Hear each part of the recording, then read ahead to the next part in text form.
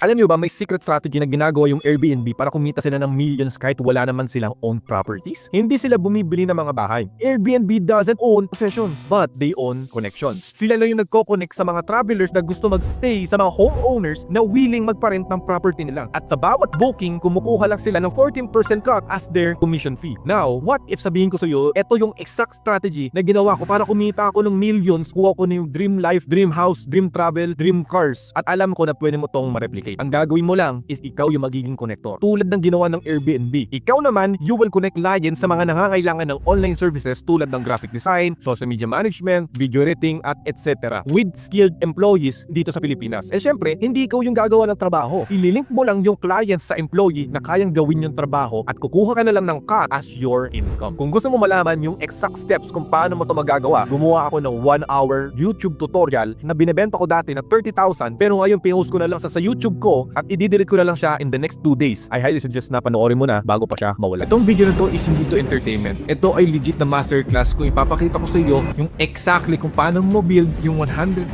pesos per month na online business na pwede mong gawin na kahit wala kang puhunan, kahit wala kang skills at kahit gamit lang yung phone mo. At syempre, kahit nasa bahay ka lang, magagawa mo to.